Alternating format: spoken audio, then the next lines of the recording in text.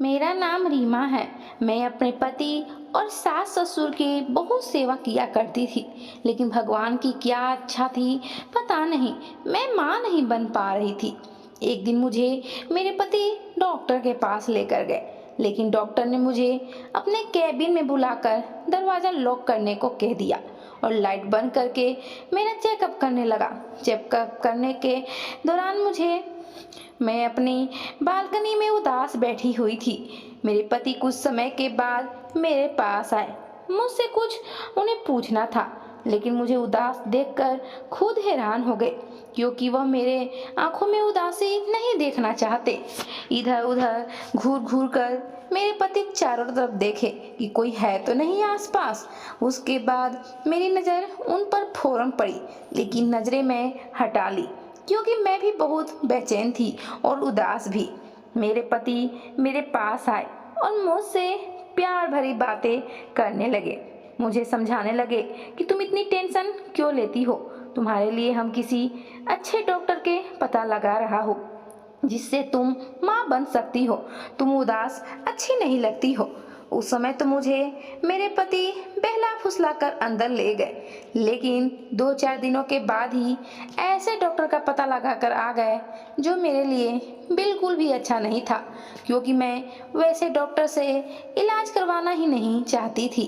क्योंकि जिस डॉक्टर का पता लगाकर मेरे पति रंजीत आए हुए थे वह कोई लेडीज डॉक्टर नहीं बल्कि जेंट्स डॉक्टर था, और मैं जेंट्स डॉक्टर से अपना इलाज नहीं करवाना चाहती थी, क्योंकि मुझे लगता था कि जिस प्रकार से लेडीज डॉक्टर चेकअप करती है और सवाल जवाब पूछती है वह आसान होता है, लेकिन जेंट्स डॉक्टर के पास इलाज कराना मेरे लिए अच्छा नहीं था।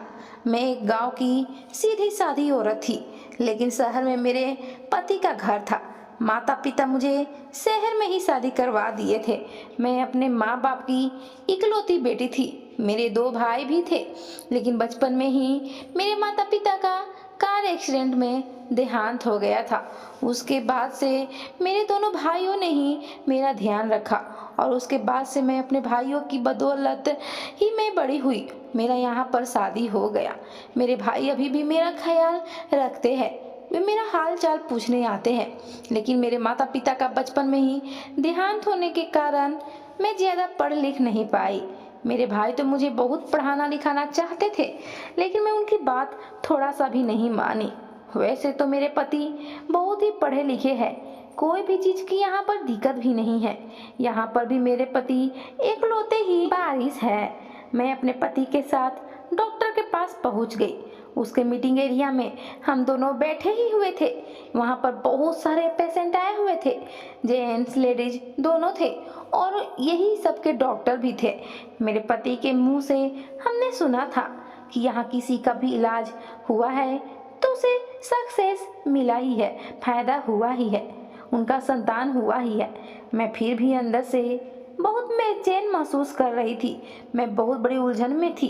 मुझे कुछ समझ में ही नहीं आ रहा था कि मैं जेंट्स डॉक्टर के पास कैसे जाऊंगी और उनके सवालों का जवाब कैसे दे पाऊंगी, क्योंकि किसी लेडीज डॉक्टर से इलाज करवाना तो बहुत ही आसान होता है, लेकिन मेरे पति बोल रहे थे कि इस डॉक्टर के हाथ में जादू है, या आज तक जितने भी मरीजों का इलाज या उपचार किए हैं उनको कामयाबी ही मिली है।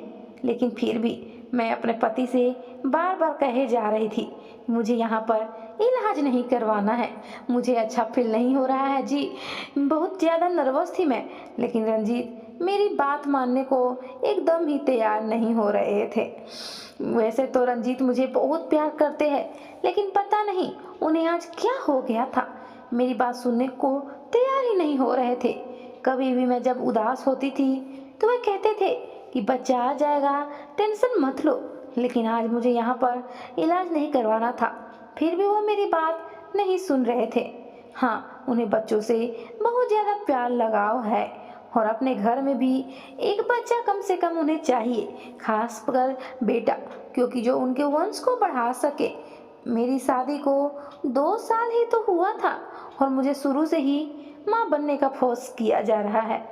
वैसे तो मैं साल भर तक माँ नहीं बनना चाहती थी बिल्कुल भी, लेकिन प्रेग्नेंट नहीं हो पा रही थी तो भी मुझे टेंशन हो गया था कि ऐसा क्यों हो रहा है। मैं तो कुछ उपाय भी नहीं कर रही हूँ, फिर भी मैं माँ नहीं बन पा रही हूँ। मेरी सास भी मेरा ध्यान बहुत रखती थी, कहती थी हो सकता है अभी उम्र कम है इसलिए ऐसा हो रहा है। लेकिन मेरे पति को तो बच्चा तुरंत ही चाहिए था। जब मैं खुश रहती थी तो वह हमसे हरदम बच्चों वाली ही बात करते थे कि बच्चा ऐसे हो जाता, वैसे होता, हम यह नाम रखते, ऐसे वैसे खिलाते वगैरह वगैरह। और जैसे जैसे दिन बीतता जा रहा था, बच्चा नहीं हो पा रहा था, तो वह भी अंदर ही अंदर बेचैन हो रहे थे। उनके किसी दोस्त ने इस डॉक्टर के बारे में उन्हें पता बताया था। वैसे तो हरदम रंजीत मेरी भावनाओं का ख्याल रखते हैं, लेकिन पता नहीं आज कैसे मुझे वो कुछ खुद नहीं समझ में आ रहा था।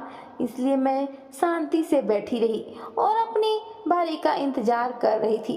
कुछ ही समय के बाद मेरा नंबर भी आ ही गया। रंजीत ने मुझे अपने गले से लगाए और मुझे समझाते हुए कहा कि अंदर जाओ और डॉक्टर की हर बात को ध्यान से सुनना, और अगर कोई प्रॉब्लम हो तो मुझे आवाज दे देना।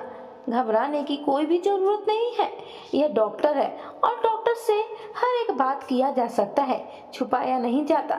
मैं तो वैसे रंजीत को अपने साथ ही ले जाना चाहती थी, लेकिन नर्स ने साफ साफ मना कर दी थी कि जो पेशेंट है सिर्फ वही जा सकते हैं। इसलिए मुझे अकेले ही डॉक्टर के कैबिन में जाना पड़ा। नर्स भी मेरे साथ अंदर गई हुई थी, लेकिन कुछ ही समय के बाद मुझे कुर्सी पर बैठाकर नर्स वापस चली गई। मुझे डॉक्टर बोले कि आप कैबिन का दरवाजा अंदर से लॉक कर दीजिए। मैं बहुत ज्यादा घबरा गई। मुझे कुछ समझ में ही नहीं आ रहा था कि मैं तो यहाँ इलाज करवाने आई हूँ, तो यह दरवाजा बंद करने से क्या होगा। मैं पूछ ही दी, ऐसे ही आप मुझ पे सवाल जवाब कर सकते हैं, दरवाजा बंद करने की कोई भी जरूरत नहीं है।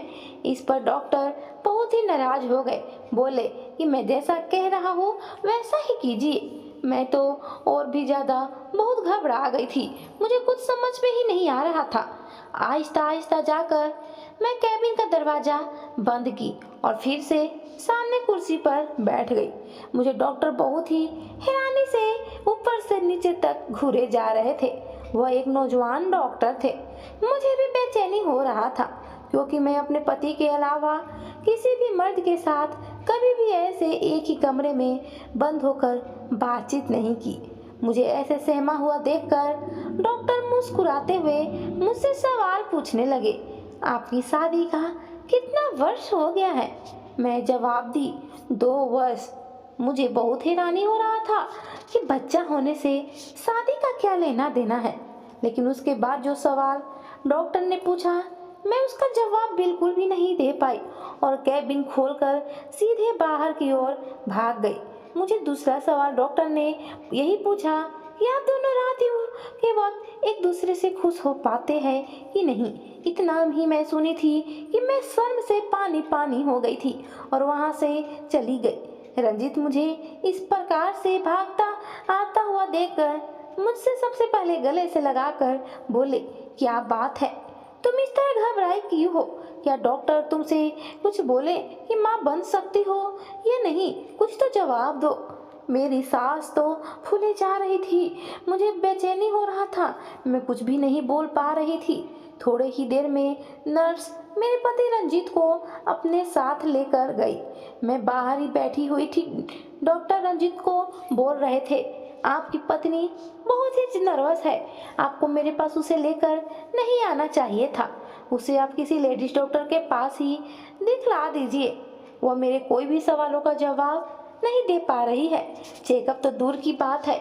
इतना ही कहकर डॉक्टर रंजीत को वहां से जाने के लिए कह दिया। जब रंजीत मेरे पास आए तो बहुत ही गुस्से में लाल थे। मैं तो खुद अभी तक नर्वस थी, इसलिए उस समय वो मुझे कुछ भी उस समय नहीं बोले और मैं घर पर आ गई। घर आने के बाद रंजीत मुझ में सारा गुस्सा उतार दिए। आज तक ऐसा कभी भी नहीं हुआ था कि रंजीत मुझे कड़ी आवाज में बात भी किए हो, लेकिन आज ऐसी बात करते देखकर मैं और भी ज्यादा घबरा गई और मेरी आंखों से बरबस आंसू गिरने लगे। मेरी सास चिल्लाने गरजने की आवाज़ सुनकर मेरे पास रूम में आ गई थी। वो मुझे अंदर कमरे में ले गई और मुझे समझाने लगी, ये शहर है, यहाँ पर जेंट्स और लेडीज दोनों डॉक्टर होते हैं। यहाँ लेडीज डॉक्टर से भी या जेंट्स डॉक्टर से कोई भी फर्क नहीं पड़ना चाहिए। हमारे जो भी सवाल है, जवाब है, जो भी पूछे उन्हें दे देना चाहिए, तभी तो तुम्हारा कोई इलाज कर पाएगा। अगर तुम घबराओगी तो फिर माँ कैसे बन पाओगी, माँ का सुख कैसे पाओगी? क्या तुम्हारी इच्छा नहीं है कि तुम माँ बन सको? रंजीत को इतना गुस्सा तुम पर नहीं करना चाहिए था बेटा, लेकिन वह जब डॉक्टर के पास गया था तो एक आस लेकर गया था कि वहां से खुशखबरी ही लेकर आएगा। वह पिता बनना चाहता है, उसे उसका सपना टूटता हुआ नजर आया, इसलिए वह तुम पर इतना गुस्सा करने लगा। मुझे अच्छी से समझा बुझा कर मेरी सास वहां से चली गई। रंजीत भी अपने काम से बाहर ही चले गए। मैं अकेले ही कमरे में रह गई। अकेले कमरे में बैठकर सोच रही थी। सोचते सोचते मुझे कब नींद लग गया मुझे पता ही नहीं चला। जब मेरी नींद टूटी तो मैं अपने घर का माहौल देखकर बहुत ही हैरान हो गई थी। आज रंजीत पहली बार नशे में धूत आए हुए थे घर में। वैसे तो रंजीत नशा बिल्कुल भी नहीं करते थे। मेरी सास भी एक कोने में बहुत ही उदास बैठी हुई थी। मैं सब समझ चुकी थी, उन्हें अब बच्चे का भूत सवार हो गया है। किसी भी हाल में उन्हें अब बच्चा चाहिए और यहाँ पर इस डॉक्टर के पास मुझे इलाज करवाना अच्छा नहीं लग रहा था। मैं क्या करूं, मुझे कुछ समझ में ही नहीं आ रहा था। उन्हें उस समय तो मैं कुछ भी नहीं बोली क्योंकि नशे में थे। किसी प्रकार रात गुजर गया। जब सुबह हुआ तो मैं एक लेडीज डॉक्टर से अपॉइंटमेंट ले ली थी। लगभग दोपहर के 12 बजे मैं लेडी डॉक्टर से मिलने गई। मुझसे सारे जवाब सवाल पूछे गए और उसके बाद मेरा चेकअप हुआ। चेकअप करने के बाद उसने साफ साफ मना कर दिया कि आप कभी भी माँ नहीं बन सकती है, क्योंकि आपके बच्चेदानी में एक गांठ पड़ गया है जिससे बच्चे होने में दिक्कत हो सकता है, इसलिए बच्चा नहीं ठहर पा रहा है। मैं वहां से उदास मन से घर आ गई। आकर मैं अपनी सास और पति से सारी की सारी बात बतला दी। मेरे पति तो और भी उदास हो गए और वे डिप्रेशन में जाने लगे। मैं क्या करती, यह सब तो भगवान का दिया हुआ एक प्रसाद होता है बच्चा। ऐसे ही कुछ दिन बीता ही था कि मेरी सास को अपने बेटे का तकलीफ नहीं देखा जा रहा था। वह मन ही मन सोच रही थी कि उस जेंट्स डॉक्टर के पास अपनी बहू को किस प्रकार में ले जा पाती। वह मुझसे बात करने भी मेरे कमरे में आई थी, लेकिन मैंने साफ साफ मना कर दी थी कि अगर ऐसा होता तो लेडीज डॉक्टर भी मेरा इलाज कर देती। मेरी सास लेकिन अपनी जीत पर अड़ी रही। वो मुझे अपने पति का कसम देने लगी। मैं तो रंजीत से बहुत ही प्यार करती थी, मैं उसकी कसम कैसे खा सकती थी। मुझे मजबूरी में उसका यह हालत और अपनी सास की जीत के आगे मुझे झुकना पड़ा और फिर मैं अपनी सास के साथ उस जेंट्स डॉक्टर के पास जाने के लिए तैयार हो गई। मेरे पति रंजीत भी साथ में थे, लेकिन वह साफ साफ बोल दिए थे कि अब की जो डॉक्टर पूछे वे सारी बात बतला देना। वैसे मम्मी को भी तुम्हारे साथ केबिन में भेजने की पूरी कोशिश करूँगा। जब मैं वहां गई तो मेरा नंबर आया तो मैं अपने सास के साथ केबिन में गई। नर्स ने मुझे सास के साथ जाने दी। डॉक्टर अब कुछ भी सवाल इस बार नहीं पूछा था, बस मैं जो लेडीज डॉक्टर के पास दिखला कर आई थी वही सारी पुर्जा और वही बात बतला दी। इस पर डॉक्टर बोले कि मेरा एक इंजेक्शन से आपका माँ बनने का ख्वाब सपना पूरा हो जाएगा, आप चिंता बिल्कुल भी मत कीजिए। हमने पूछा कि ये इंजेक्शन क्या चीज का है, तो वह बोले विटामिन का है, इससे आपको कुछ फायदा होगा। मैं भी सोची कि एक इंजेक्शन लेने से कुछ दिक्कत थोड़े होगा, कम से कम मेरी सास और पति को सुकून तो मिलेगा, और वह इंजेक्शन ले ली। लेकिन मुझे नहीं पता था कि वह इंजेक्शन में बेहोश करने वाला इंजेक्शन था।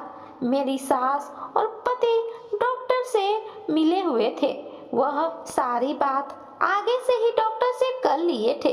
डॉक्टर को यह बतला दिया गया था कि मेरे सामने ऐसी वैसी बात बिल्कुल नहीं करना है। एक कमरे में ले जाने का यह सब बात तो बिल्कुल भी नहीं करना है, नहीं तो मैं नहीं जाऊंगी और इंजेक्शन भी नहीं लगवाओगी। इसलिए मेरे सामने यह सब ड्रामा हुआ। मेरे घर वालों को बच्चों की ऐसी चाहत थी कि मुझे डॉक्टर के साथ बेहोशी हालत में बंद कमरे में छोड़ दिए। उसके बाद क्या हुआ जानकर आप भी हैरान हो जाइएगा। मेरे साथ डॉक्टर अंदर क्या किया। डॉक्टर मुझे ऐसा कमरा में ले गया था जहां पर पूरी तरह से वो कमरा अंधेरा था। उस कमरे में और भी उस डॉक्टर के साथ और भी कई लोग थे। मुझे 2 दिन तक बेहोश रखा गया इंजेक्शन के बल पर। तीसरे दिन जब मैं होश में आई तो मैं ऐसे अंधेरे कमरे में और बहुत सारे ज्येष्ठ डॉक्टर लोग को देखकर हैरान हो गई और मेरी चीख पे चीख निकलने लगी। तभी उस केबिन का लाइट जल गया और वहां पर बहुत सारे नर्स डॉक्टर भी थे। बाहर से भी मेरे पूरे परिवार भी वहां पर आ पहुंचा था। उसी समय तुरंत मुझे डॉक्टर बोले कि मुबारक हो, आप माँ बन सकती है, आप प्रेग्नेंट है। यह सुनकर तो मेरे और भी होश उड़ गए।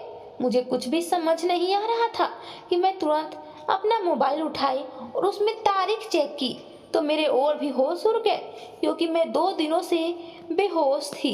आज तीसरे दिन मुझे होश में आया है। यह बात सुनकर मेरे तो रोंगटे खड़े हो गए। तब मैं डॉक्टर से पूछा, तुमने क्या किया मेरे साथ? 2 दिनों में मुझे बेहोश करके अपने साथ इस कैबिन में क्यों रखा? मैं बहुत रोए जा रही थी, अंदर से घबराई हुई थी। मेरी सास और बच्चे मुझे देख रहे थे, वो मुझे चुप करा रहे थे, समझा रहे थे, लेकिन मैं तो बिल्कुल भी समझने को तैयार नहीं थी। तभी डॉक्टर साहब बोले, चिंता करने की कोई बात नहीं है, आपकी बचदानी का ऑपरेशन करके जो भी इशू था उसे सॉर्ट कर लिया है, इसलिए 2 दिनों तक बेहोश थी आप। बस इसलिए मैं आपसे बोल रहा था कि आप माँ बन सकती है और मुझे कुछ लक्षणों के कारण ऐसा भी लग रहा है कि आप प्रेग्नेंट है। मेरे तो खुशी का ठिकाना ही नहीं रहा। मेरे आंसू कब खुशी में बदल गया मुझे ही खुद पता नहीं चला। उस समय मुझे एहसास हुआ कि हर डॉक्टर गलत नहीं होता है। कुछ चुनिंदा डॉक्टर के अलावा और डॉक्टर पर विश्वास किया जा सकता है। मेरी सास और पति की वजह से आज मैं फिर से माँ बनने का सौभाग्य प्राप्त कर रही हूँ। ऐसे ही करते करते 9 महीने बीत गए और मैं एक अच्छे से स्वस्थ बेटे को जन्म दी। मेरा हंसता खेलता परिवार बहुत ही अच्छे से रहने लगा। आस लगाए मेरे पति कितने सालों से इंतजार कर रहे थे अपने बच्चे का, वह सपना पूरा हो गया एक बच्चे के घर में आने से। तो दोस्तों, यह स्टोरी आपको पसंद आई हो तो ज़्यादा से ज़्यादा शेयर करके एक लाइक तो ज़रूर कर दीजिएगा और मेरे चैनल पर नए हैं तो अभी के अभी सब्सक्राइब करना ना भूलिए इस प्रकार की स्टोरी कहानी पाने के लिए। धन्यवाद।